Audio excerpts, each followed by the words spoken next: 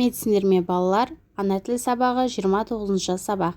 Бүгінгі тақырыбымыз тасымал. Ең алдымен каналға жазылып алыңдар. Бірінші жаттығу: өлеңді түсініп оқы. Жаттап ал. Лағым. Шөре лағым, тентек болма шырағым.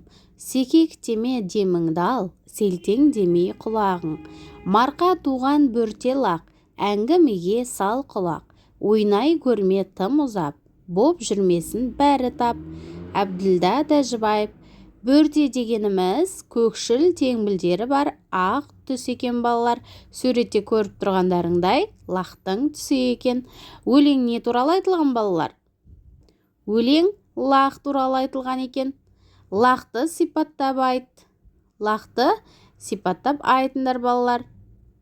Екінші жаттығу: көп нүктенің орнына тиісті сөздерді қойып жаз. Мен тентектеу лақпын, мүйізі жоқ шынақпын. Қой бастайтын серке боп, жолын өтем сынақтың. Нұрғожа Ораз.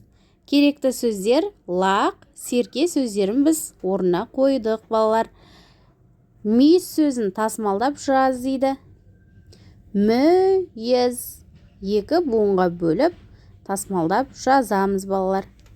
Келесі жаттығу, үшінші жаттығу: сурет бойынша мәтін құра. Суретке қарайық.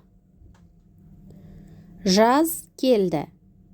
Төрт түліктің төлдері судың жағасына келіп су ішті. Осылай бастап мәтінді ары қарай жалғастырып өздерің айтыңдар балалар. Сау болыңдар, каналға міндетті түрде тіркеліп алыңдар. Бұдан кейінгі шығатын барлық сабақтарды бірге орындайтын боламыз. Сау болыңдар.